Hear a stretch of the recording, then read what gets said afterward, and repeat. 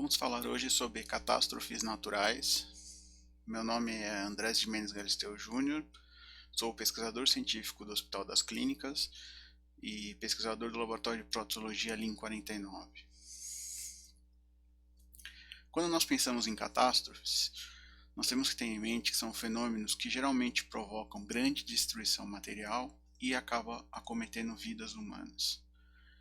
Podem, em alguns casos, alterar a geografia da superfície terrestre, e nós dividimos em dois grandes grupos: os que têm geodinâmica interna, que é no caso os vulcões, os terremotos e os tsunamis, e os que têm geodinâmica externa, que são as inundações, deslizamentos e furacões.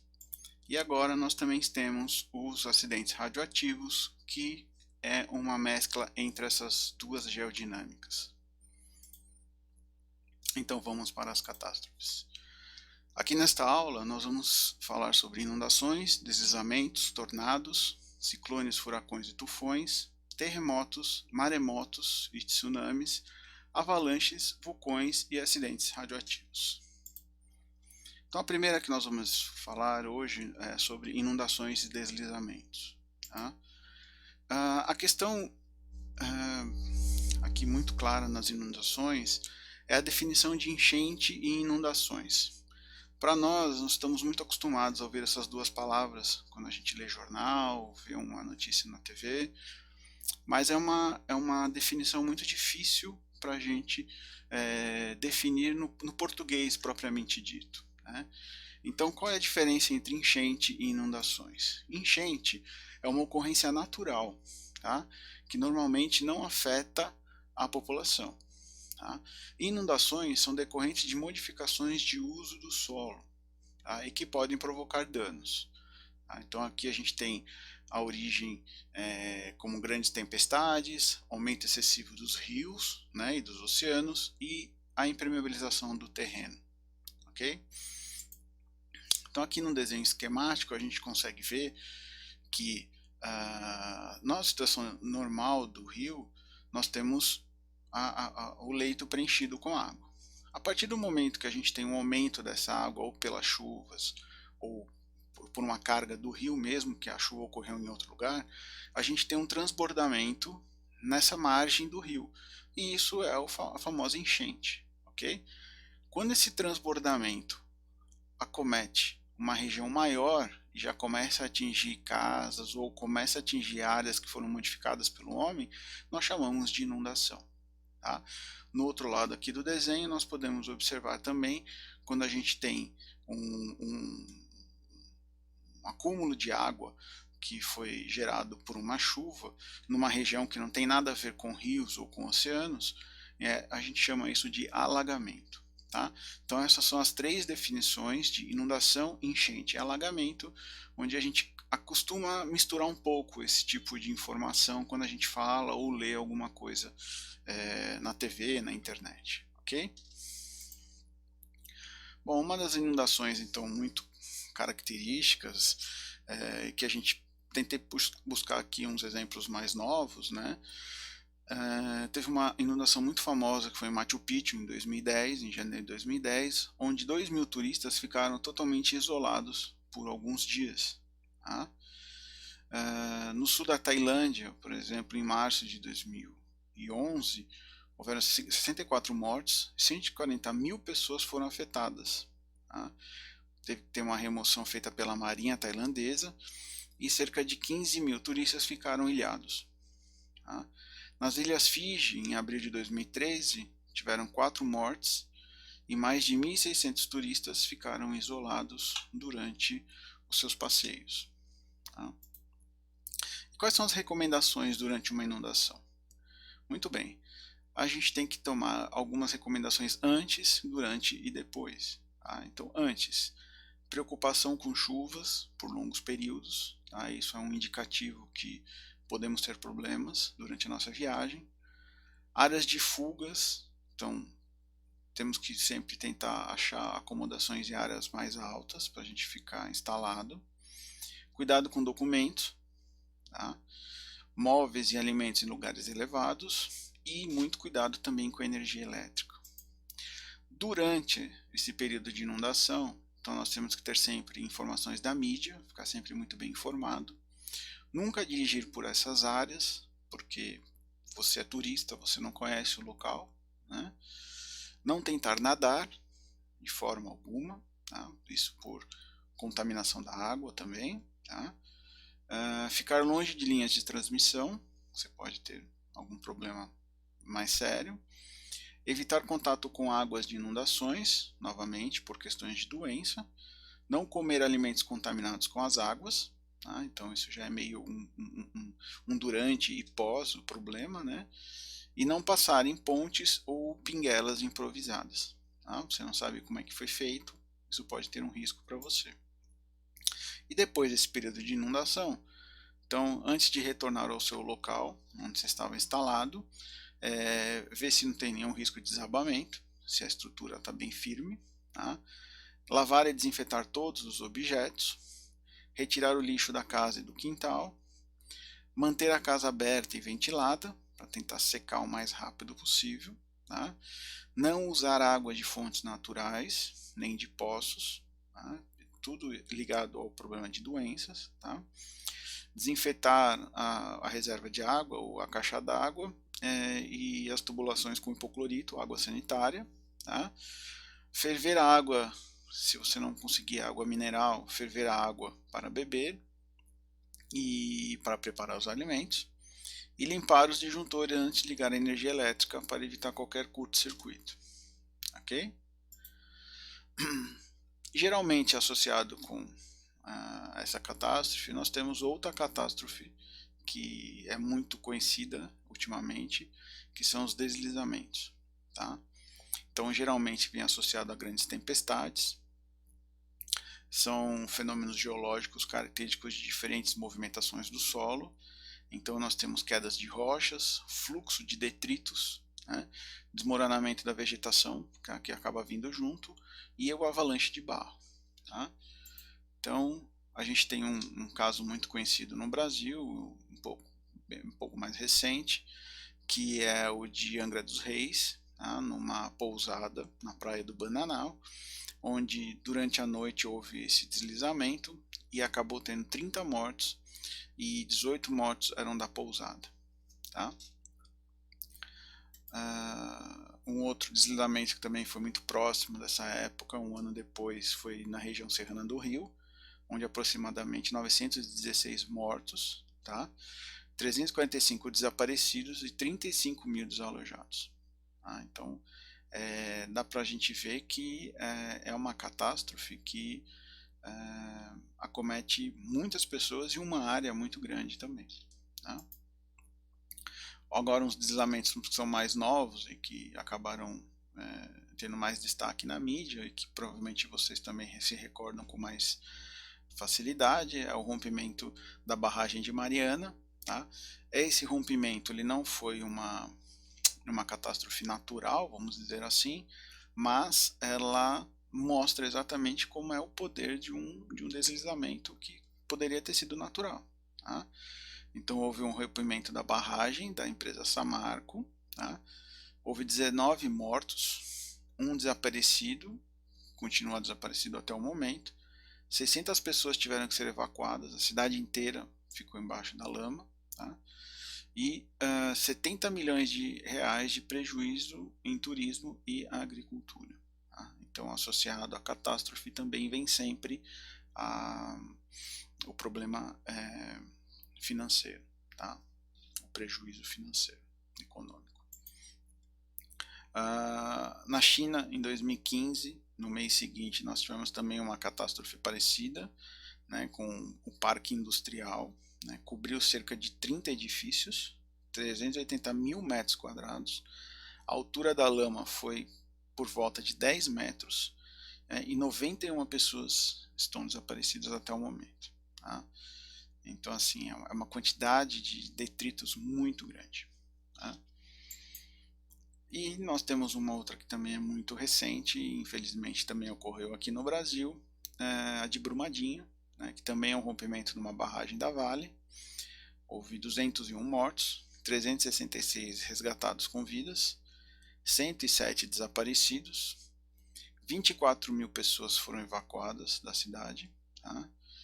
Centenas de casas destruídas, prejuízo para a cidade enorme, tanto na agricultura como econômico, e o maior de todos os problemas, não retirando os problemas dos mortos, logicamente, mas o segundo maior problema envolvido com a região é a destruição do rio Parabueba. Tá? Estima-se que vão demorar pelo menos 50 anos para esse rio voltar a ter condições do povo pescar nessa região ou de aproveitar a água. Tá?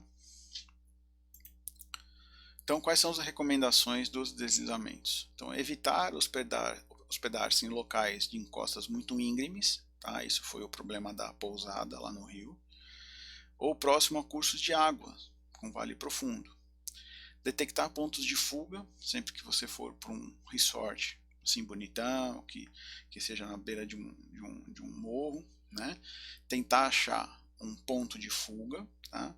E observar locais que você pode em determinado momento correr para servir de abrigo, tá? Se você ouvir barulhos estranhos, como árvores caindo, barulho de madeira trincando, parede rachando, saia rapidamente, avise as pessoas ao seu redor, tá? E contate os órgãos responsáveis. Tá? Nunca fique no trajeto do escorregamento, tá? O deslocamento de massa é muito grande e muito rápido. Tá? Não adianta você querer ficar e achar que vai conseguir dar tempo de sair, porque não vai dar. Tá? E aí nas cartilhas que a gente lê, existe uma recomendação que eu sempre coloco aqui, que é, caso seja atingido pelo fluxo da lama, né, tente colocar o queixo entre os joelhos e proteja a sua cabeça com as duas mãos, formando uma forma de bola. Isso vai te ajudar a proteger o seu corpo. Logicamente, isso para um deslocamento muito pequeno. Quando a gente pensa em Mariana, né, em Brumadinho, não dá. O deslocamento de terra é muito grande e isso acaba soterrando a pessoa sem menor condições de vida. Né?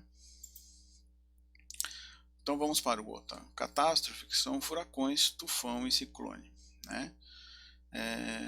A gente sempre escuta essas três palavras, mas a gente acha que as três coisas são a mesma coisa, ou que cada um desses eventos são gerados em locais diferentes. Né? Mas o que a gente tem que saber é que furacão, tufão e ciclone são as mesmas coisas. Ele só tem nomes diferentes porque ele ocorre em locais diferentes. Tá? Então na América é chamado de furacão, tufão é chamado no Japão e na Indonésia, e ciclone é na Índia e na Austrália. Tá? Todos eles são ciclones tropicais que são classificados conforme a velocidade do vento de superfície. Tá? Então nós temos depressões tropicais, que é no máximo 17 metros por segundo, tempestades tropicais, que são no máximo de 18 a 32 metros por segundo, e quando atinge mais de 33 metros por segundo, são furacões, tufões e ciclone. Ok? Um tufão muito conhecido, o mais recente, que veio na mídia, são um que teve nas Filipinas em 2013, né? Tiveram mais de 5.200 mortos, ventos de mais de 300 km por hora e mais de 4 milhões de desabrigados. Tá? Então vocês conseguem ver pelas imagens a quantidade de lixo que é formada, de casas que foram destruídas e o quanto que isso acaba destruindo ali a região. Tá? Um outro furacão famoso que foi em 2016 é no Haiti, nos Estados Unidos. Atingiu o Haiti e depois foi para os Estados Unidos. Mais de 1.000 mortos no Haiti e 17 nos Estados Unidos. Ventos de 230 km por hora, com fortes chuvas. Mais de 1,3 milhões de haitianos prejudicados. 2 milhões de pessoas evacuadas em 4 estados norte-americanos. E mais de 1 milhão de pessoas sem energia na Flórida e 250 mil na Carolina do Sul, e 120 mil na Geórgia. Então dá para ver que esses furacões, quando eles atingem o continente, a destruição é enorme, tá? Mesmo em países que estão muito acostumados a ter esse tipo de, de, de atividade natural, tá? Um outro furacão que ocorreu em 2019 foi o furacão Idai. Então ele foi um vento de 140 km por hora, milhares de desaparecidos, né? Moçambique foi 602 mortes, Zimbábue 344 mortes e Malawi 59 mortes. Tá? Então, associado a isso, a gente tem os problemas de questões de saúde, né? Então, tiveram mais de 4.000 casos de cólera, tá? Por causa da água que se misturou com água de esgoto e acabou ficando tudo complicado nessas regiões, tá? Então vocês viram que um furacão que se originou em Moçambique conseguiu destruir outras regiões, tá? Em abril de 2019 nós tivemos o furacão Kennedy também, tá? Em Moçambique. Então ventos de 290 km por hora, chuva de 100 milímetros a 150 milímetros por 24 horas, é uma quantidade de água absurda, tá? 3.300 casas destruídas ou parcialmente destruídas, 36 mil pessoas em abrigos e 52 mortes. Tá? Então nessa foto a gente consegue ver algumas coisas que não são recomendadas nesse momento. Tá? Uma pessoa tentando pular uma água, um rio em movimento. Tá? Se ela cai nesse rio, ninguém conseguiria segurar ela. Tá? Esperamos que ela tenha conseguido passar por isso. E na foto da direita, a criança bebendo a água de uma calha. Tá? Então isso também é totalmente inaceitável, exatamente pelas questões de doença. Tá? Então no momento desse, não é aconselhável fazer nenhuma dessas duas coisas que a gente está vendo nas imagens. Tá? Então o que são? São um encontro de massas de ar quente e úmido com uma massa de ar frio e seco. Tá? Os furacões são um tipo de tempestade de maior extensão que existe na natureza, tá? Podendo na mesma região ser atacada durante dias por ventos acima de 120 km por hora. Ok?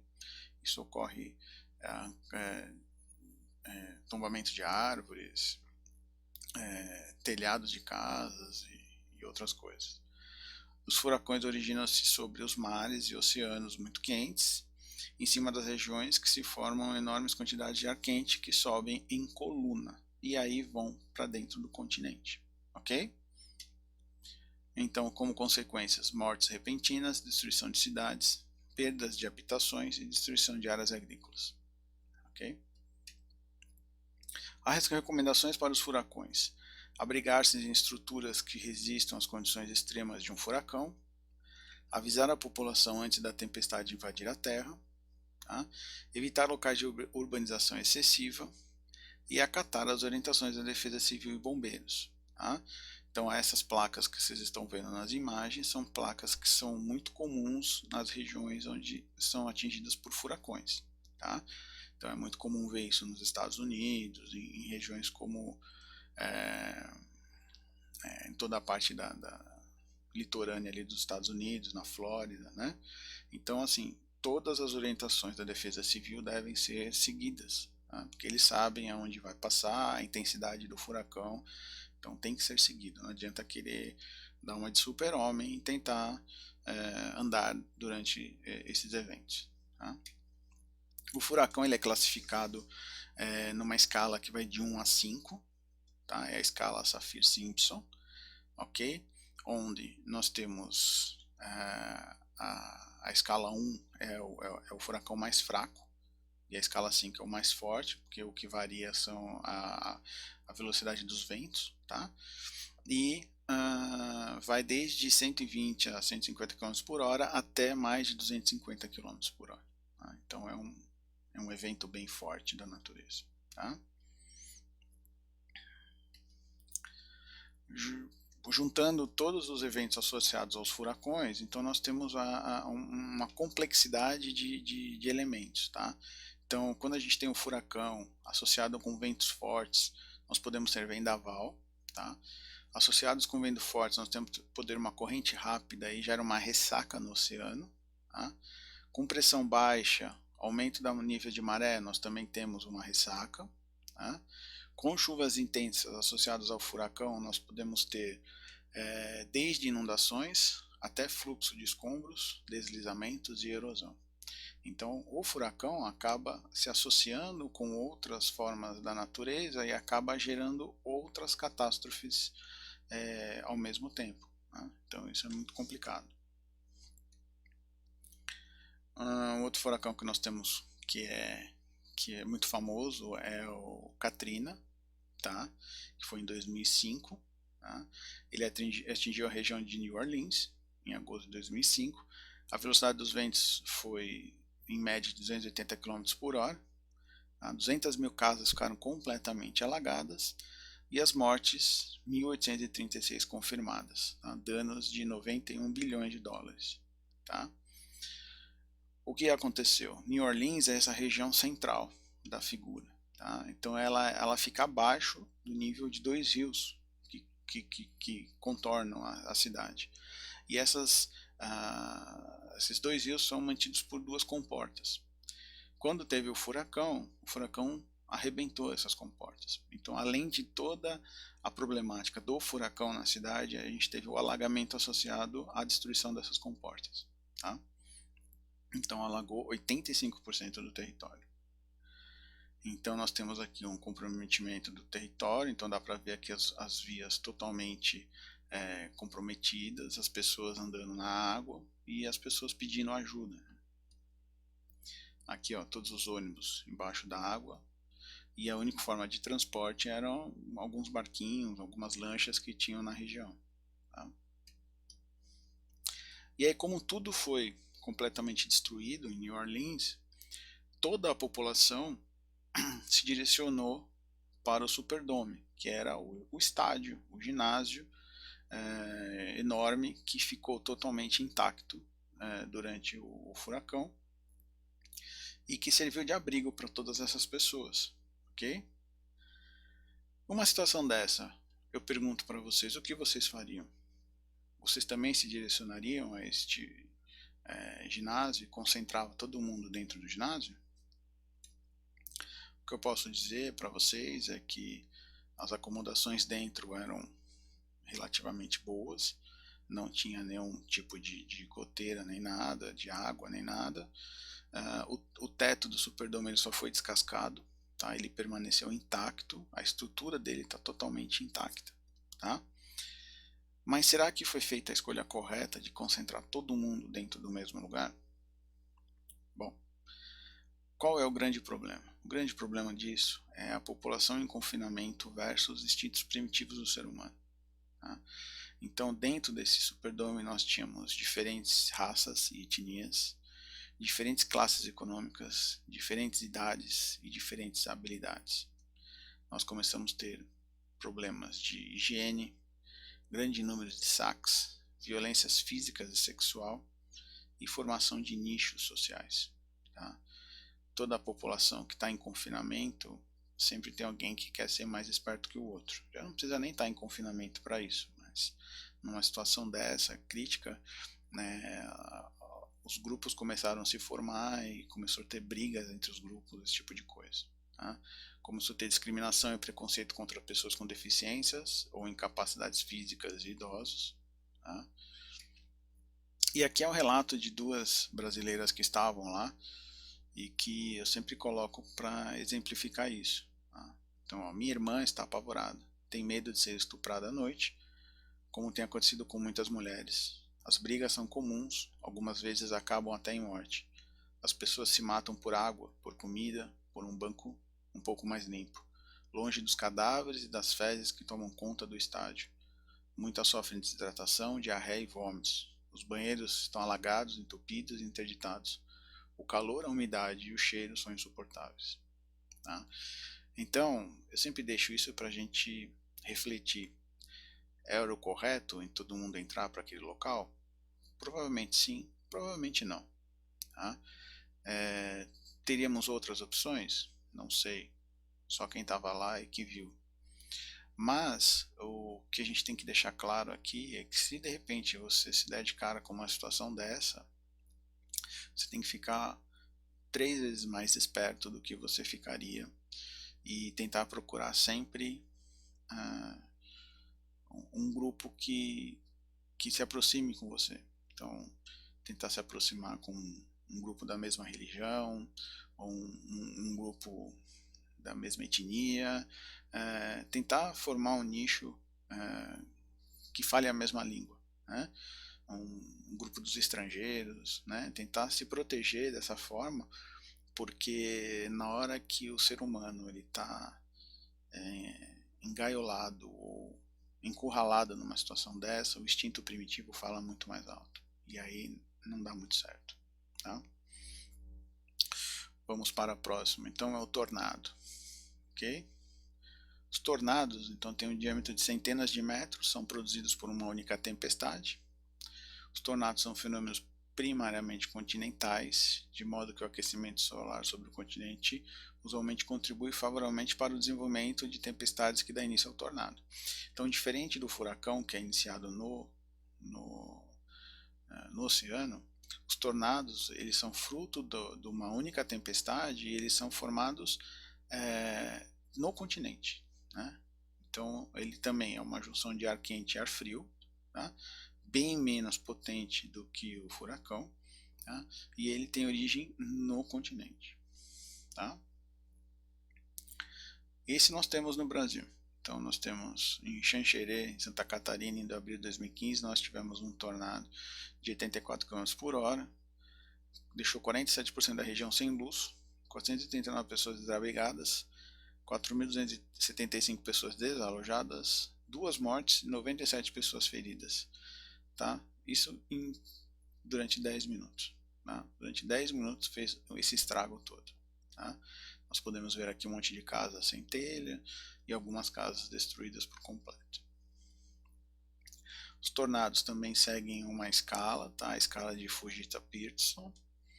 Então essa escala vai de 0 a 5, tá? F0 a F5, onde as categorias são fraco, forte e violento, e também é basicamente classificada pela velocidade dos ventos. Tá?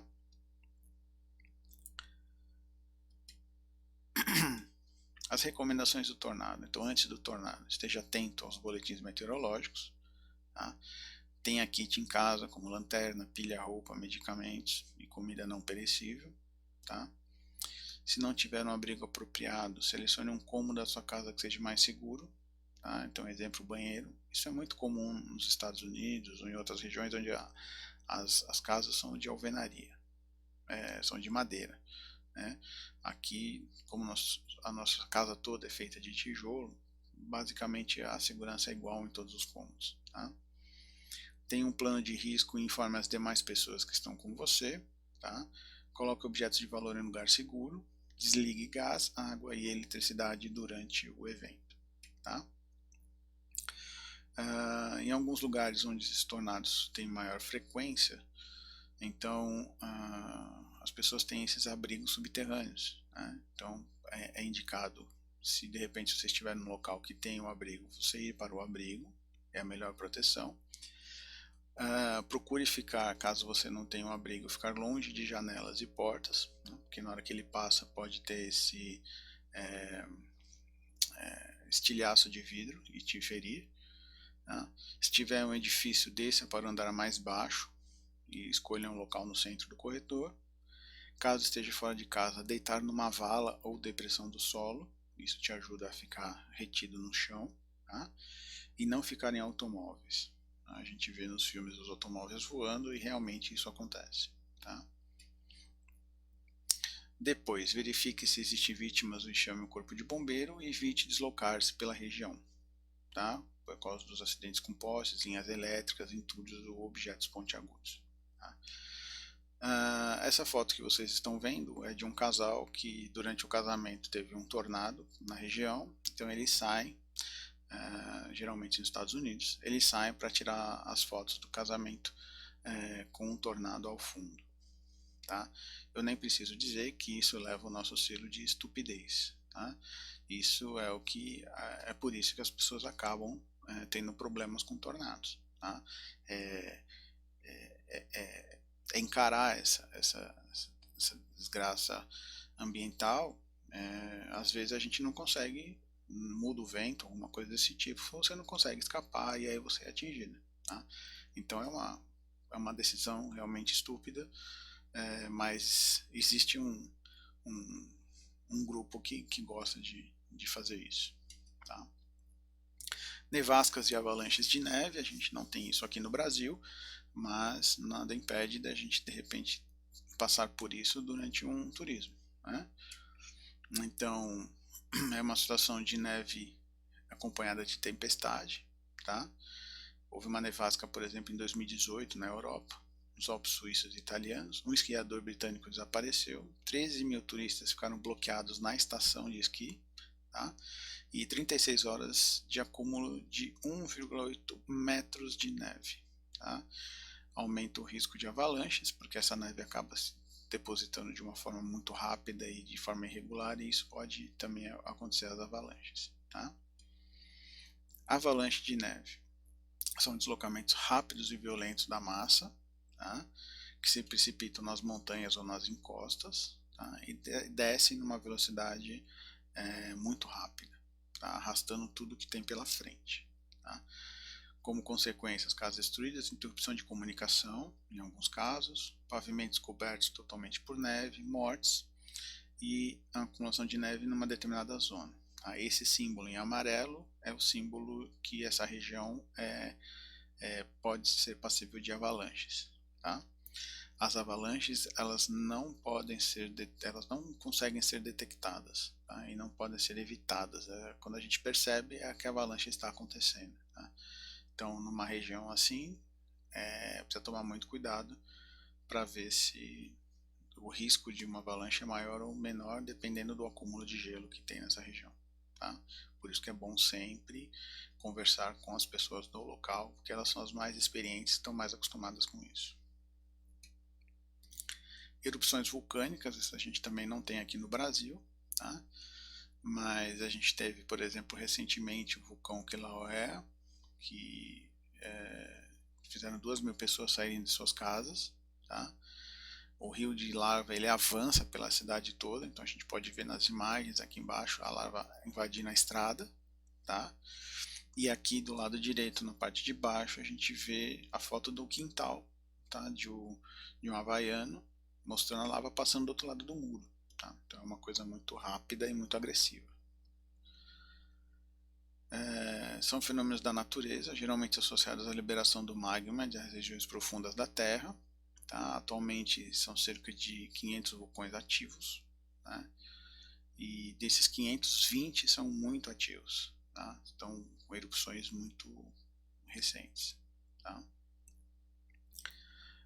Como consequência de uma erupção, nós temos a intoxicação por fuligem. Tá? Junto da erupção vem uma fuligem muito grande na cidade. Nós temos mortes, perdas de habitações, perdas de bens pessoais, queima de florestas, destruição de ecossistemas. Né? E nós temos a lase, que é a larva mais rase, que é a névoa. Tá? Então é um produto formado quando a larva atinge o oceano, né? Formando ácido clorídrico e partículas de vidro vulcânica no ar. Então é um ar super tóxico, faz muito mal. Tá? Então tem que se afastar quando tem uma erupção o mais rápido possível e não ficar na região. Ok? Não existe forma de se evitar. Também é uma coisa que quando você vai perceber o vulcão já está em erupção, não tem como ele avisar isso antes. Né? É preciso acatar as orientações dos geólogos e da defesa civil. E o grande problema são esses cones secundários que na figura são mostrados no pico do vulcão, mas esses cones também podem estar um pouco afastados do vulcão. Então, quando você vai lá perto para tentar tirar uma foto, quando você olha para trás, essa lava já saiu primeiro por esses cones vulcânicos secundários. E isso acaba te ilhando, e aí você não tem mais por onde escapar. Tá? Então tem que tomar muito cuidado e não pode ultrapassar o limite que a Defesa Civil e os bombeiros da região determinam. Tá? um acidente muito conhecido é o acidente na cidade de Roma de Pompeia, né? A cidade romana de Pompeia. Então, matou a cidade inteira, todos os moradores, sem eles nem sequer levantarem, não ter tido tempo de levantar, né? Então a gente consegue ver vários corpos deitados na posição que eles estavam dormindo, ok? Algumas pessoas ainda teimam em chegar perto para tirar foto, para fazer uma foto mais bacana, então também ganha o nosso selo de estupidez, né? Porque é aí que acontece o problema. Não tem a menor necessidade de chegar tão perto da lava de um vulcão em erupção como mostrado aqui nessas imagens. Maremotos e tsunamis é a próxima catástrofe. Então, os maremotos são ondas de enorme proporção causadas por um terremoto no oceano. A gente lembra dos últimos que aconteceram, do tsunami, né, dos tsunamis, mas assim, se a gente olhar um histórico, a gente consegue ver que isso é muito comum de acontecer, né? Então, por exemplo, em 92 nós tivemos maremotos de altas magnitudes na Nicarágua, na Ilhas de Flores, na Indonésia, em 93 no Japão, né? Então isso é um evento natural muito comum, mais comum do que a gente imagina, ok? E o que acontece? Uma ruptura causada por um tremor no leito do mar empurra a água para cima, dando início a uma onda, tá? Essa onda gigante move-se das profundezas do oceano em alta velocidade e aproximar-se da terra, do continente, onde o terreno ele acaba ficando mais inclinado. Essa crista dessa onda toma um volume muito grande e acaba invadindo a região de terra, né? da orla, né? Aqui embaixo a gente consegue ver numa imagem, na hora desse momento do tremor, até onde o comprimento de onda chega. Ele se origina lá pro lado da Índia, né? E ele vem até o continente africano, né? Então, vê que é uma energia muito alta, né? E isso, quando passa para a água, carrega uma onda muito forte, tá? Então, nas regiões mais próximas, essa onda é muito mais sentida do que nas regiões mais distantes, ok? Como consequência, nós temos mortes, perdas de bens e habitações, inundações de toda a costa existente no local, destruição do ecossistema, e não existe uma forma de evitar um tsunami, né? A gente sempre tem que ficar alerta para os sistemas de alerta, depois daqueles tsunamis mais conhecidos, os mais recentes. Alguns sistemas de detecção em alto mar foram instalados, mas é muito rápido isso. Então, quando vem o aviso, a gente tem que estar pronto para sair do local o mais rápido possível, ok? Terremotos, né? Existem lugares no mundo que são muito conhecidos por terremotos, por exemplo, o Japão, né? E aqui no Brasil a gente nunca tem, porque nós estamos em cima de uma placa tectônica e, e, e a gente tem menos dificuldade, né? Mas a gente ainda tem a gente pega alguns resquícios de terremotos em outras regiões. Isso a gente consegue sentir, mas os terremotos propriamente ditos a gente não consegue ter aqui no Brasil. Então são rupturas bruscas ou acomodações das placas tectônicas na crosta terrestre. São regiões centrais das placas sofrem pequenos abalos sísmicos, que é o caso do Brasil. Em 2015 nós tivemos um muito famoso no Nepal, né, onde 25 de abril teve um tremor na magnitude de 7,8, destruição de 70 mil casas e edifícios, mais de 8 mil mortos, 17.800 feridos, né, e 2 milhões de pessoas desabrigadas. Isso incluíam turistas. Tá? Dia 12 de maio teve um novo tremor, também numa magnitude muito alta, mais 60 mortos e mais 1.000 feridos. Tá? Então, a mesma região acaba sendo alvo de outros terremotos num momento muito curto, num espaço de tempo muito curto. No Equador, em abril de 2016, primeiro terremoto, magnitude 7,8, 480 mortos, 2.560 feridos. 1.700 desaparecidos e 2 milhões de pessoas desabrigadas. Okay? No dia seguinte, mais um outro tremor, magnitude 6.1, o epicentro a 214 quilômetros na capital de Quito. Quer dizer, não foi nem ali o epicentro do terremoto. Tá? O total foram 656 mortos, 4.650 feridos, 605 feridos e 42 pessoas desaparecidas. E toda a infraestrutura da cidade é abalada. Então não é só os prédios que caem, as rodovias são danificadas, a parte de comunicação, né? Então é um problema muito forte. As pessoas podem acabar ficando ilhadas, né? Isoladas nessas regiões, porque não tem nem como sair. E as comidas, a alimentação também acaba não podendo entrar. Então é um problema muito sério. Como consequência, perdas de bens e habitações, morte por desabamentos, isolamentos em regiões e perda da infraestrutura. Ok? Como minimizar isso? É impossível prever com exatidão a ocorrência de um sismo, tá? Mas as regiões que são mais frequentemente acometidas por esses terremotos, elas começaram a ter construções antissísmicas, formação do pessoal, plano de evacuação e educação da população. Isso é muito comum no Japão, por exemplo, tá? Onde as crianças elas fazem treinamentos durante o ano, simulados, né, nos colégios, de como elas têm que se comportar durante um momento de tremor da terra. E isso é muito bom, porque quando você acaba vendo os vídeos de terremotos no Japão, as pessoas, como elas são treinadas desde pequeno, elas não perdem o controle emocional e já sabem perfeitamente o que elas têm que fazer, para onde elas têm que ir, para onde elas têm que sair, onde elas têm que se abrigar, né? Então isso é muito importante quando a gente trata de terremotos. Também existe uma escala, né, a escala Richter. Tá? Ela vai de menor que 3.4 até maior que 8, tá? E ela é registrada, ela tem ela é registrada pelas estações, né, que existem meteorológicas, e como a gente pode ver aqui na tabela, as menores que 3.4 tem mais de 800 mil por ano espalhada pelo mundo, né? Então também é um evento que acontece com muita frequência, que a gente acaba entrando em contato só com os que são muito fortes.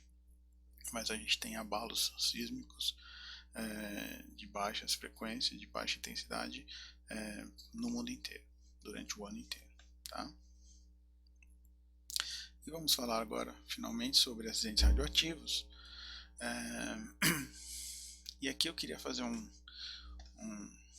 complemento para vocês, dizendo que a radiação ela foi muito apresentada para o mundo de uma forma muito ruim, né? E realmente ela é muito perigosa, né?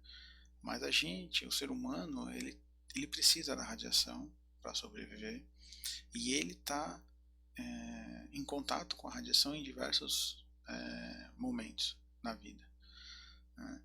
Então, assim, a gente tem exposições naturais à radiação, como no caso do Sol, a gente recebe a radiação que vem do Sol, tá? A areia, né? A areia tem elementos radioativos que a gente não percebe, ou são muito pouco detectáveis, mas a gente tem contato com isso. Um exemplo disso são as praias de Guarapari, no Espírito Santo. São areias que têm um índice de radioatividade maior do que as praias dos outros locais, tá? O concreto que reveste aqui todos os nossos prédios, as nossas casas, também tem elementos radioativos, tá? A água, se vocês olharem na garrafinha de vocês de água que vocês levam para todos os lugares, tem lá radioatividade medida na fonte, né? Então a gente tem radiação na água.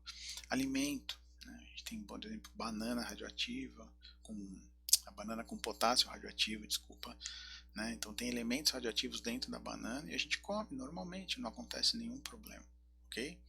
E nós temos exposições artificiais, que são acidentes em usinas nucleares, fontes hospitalares, né, como eu vou mostrar para vocês. Durante guerras, as pessoas também se expõem à radiação e algumas outras formas, ok? Então, nós estamos expostos à radiação no nosso dia a dia, mas nós também temos que respeitar a radiação, ok? Então, um dos acidentes muito conhecidos é Chernobyl, que aconteceu em 86, né? Houve uma queda repentina da potência do reator, houve uma tentativa de religar o reator e uma explosão do núcleo na sequência, né? Foi mais ou menos 100 vezes mais forte que as bombas que foram lançadas no Japão, e com isso houve uma liberação de produtos radioativos muito grandes na natureza durante 2 semanas. Tá? 800 mil pessoas ficaram envolvidas para controlar esse acidente e houveram 25 mil mortes. Tá? Como consequência, houve a chuva negra, que é o acúmulo de material radioativo, e a chuva foi para outros países e aí despejou esse material em outros locais. A deposição de partículas, principalmente na região da Ucrânia, e, por consequência, você ingerir esses alimentos contaminados. Okay? O Ministério de Situações de Emergência do país oeste europeu oferece tours para a visitação desse complexo de Chernobyl, que hoje em dia é uma cidade fantasma, né? Uma cidade totalmente sem habitação nenhuma, né? Fica lá com esse resto de material. Logicamente, o reator foi feito um sarcófago de chumbo em volta do reator, e agora, como nós podemos ver na imagem de baixo, tem um segundo sarcófago, tá, de chumbo protegendo, ok? Mas todas as partículas que contaminaram o solo, contaminaram a vegetação, estão lá ainda. Né? Só para vocês terem uma ideia, a meia-vida do urânio é de 700 milhões de anos. Né? E para essa partícula deixar de ter algum problema para a gente, tem que ter 10 meia-vidas. Então, são muitos milhões de anos que a gente tem que esperar para essa partícula não ter mais problema para o ser humano. Né? Mas, as pessoas, hoje em dia, patrocinadas pelo governo local, pagam para fazer turismo, para ir lá tirar foto do reator. Né? E ainda gostam de mostrar o contador Geiger, mostrando que naquela região tem radiação. Né? Então, assim, não preciso dizer para vocês que é mais um selo de estupidez, que não tem a menor necessidade do ser humano ter que ir neste local, se expor a uma dose da radiação, sem saber o dano, sem saber o que pode dar de problema no futuro. Ok? Mas é uma forma de turismo que, infelizmente, hoje em dia vem crescendo, principalmente depois do seriado na HBO, falando sobre o acidente de Chernobyl. Houve uma procura aumentada para esse tipo de turismo. Né? Então, a gente pode ver aqui diversos anúncios de revista que houve um boom desse turismo na região. Tá? A gente também teve um acidente aqui no Brasil, que foi um acidente de Goiânia em 87. Né? Foi uma fonte de radioterapia que estava desativada dentro de uma clínica. Né? As pessoas foram até essa clínica, pegaram essa fonte, levaram para o ferro velho do senhor Devair, que é o que está na imagem aí. E eles ficaram a noite inteira quebrando essa fonte, porque ela era uma quantidade de ferro muito grande. Então eles ficaram abrindo ela para desmembrar, para poder vender no dia seguinte. Até que eles chegaram no centro e viram uma partícula, uma cápsula de césio-137 que tinha aproximadamente 20 gramas, tá, de césio. É um material azulado, bem pequenininho. E acharam bonito, deram para a família, guardaram porque ele brilhava. Então ficaram durante 15 dias se expondo a essa fonte, tá? Até que começaram a ter alguns problemas de saúde, e a esposa do seu Devair amarrou o resto do ferro que tinha num pano, igual que a gente vê na foto aqui embaixo, pegou um ônibus e foi até um posto de saúde mostrar que tinha alguma coisa errada com aquilo ali, ok? Bom, como consequência disso, nós tivemos a Lady das Neves, que era a sobrinha do seu Devair, tá? Que tinha 6 anos de idade, foi a vítima que recebeu o maior número de doses, porque ela brincou com o material radioativo, ela ficou muito apegada a ele, então ela foi a que recebeu o maior número de doses, ela acabou vindo a falecer. No total foram 112.800 pessoas expostas, né, com esse césio. Destas, 129 pessoas apresentaram contaminação corporal, ingeriram isso de alguma forma, tá? E foram desenvolvendo alguns sintomas e foram apenas medicadas. 49 pessoas foram internadas, sendo 4 que não resistiram e acabaram morrendo, tá? Então foi a tia, foi ela e foi mais um membro da família, tá? A limpeza de toda a área gerou 13.500 toneladas de lixo atômico, tá? Que permaneceram no meio ambiente, que vão permanecer perigoso no meio ambiente por 180 anos, tá? Aqui embaixo na foto a gente consegue ver o bunker onde foi enterrado todo esse lixo, tá? E o acidente de Fukushima, né, que é um acidente mais famoso, que assim, o mais recente, foi consequência de um terremoto, tá? Seguido por um tsunami que atingiu o Japão, comprometeu o complexo de reatores, tá, de Fukushima. Ocorreu um superacrescimento e o descontrole da reação do reator, tá? Com o aumento da pressão, houve uma pequena liberação na atmosfera de material radioativo, mas e para o oceano também, mas de certa forma o material todo ficou contido dentro da instalação, né? E o que fazer se você está fazendo um turismo numa região dessa e ocorre um acidente nuclear, né? Então, não beber água de torneiras ou fontes naturais, tá? Não se alimentar de produtos naturais colhidos após a data do incidente, tá? Então, se de repente tiver uma deposição de partículas nessa região, a gente acaba ingerindo com esses alimentos, tá? Permanecer dentro de casa com janelas fechadas, também para evitar essas partículas dentro de casa. Se distanciar do local do acidente o mais rápido possível. Então, quanto mais longe, do lado oposto do acidente você for, melhor, porque você vai estar menos exposto a qualquer tipo de dose que tiver na região, tá? E procurar um atendimento específico em centros especializados. Aqui no Brasil nós temos o IPEN, que é o Instituto de Pesquisas Energéticas e Nucleares, que é um instituto da CNEM. A CNEM é a Comissão Nacional de Energia Nuclear, que é federal, tá? O IPEN ele tem uma instalação aqui na Universidade de São Paulo, tá? E então qualquer problema radiológico, radioativo, a gente tem que se direcionar a esses dois órgãos, ok? Aqui só para vocês terem uma ideia, que aqui é a cidade de Hiroshima, nos dias de hoje, tá? Uma cidade que foi totalmente voltou a ter vida depois da bomba. Só ficou esse prédio no centro aqui embaixo, como um monumento da bomba atômica, tá?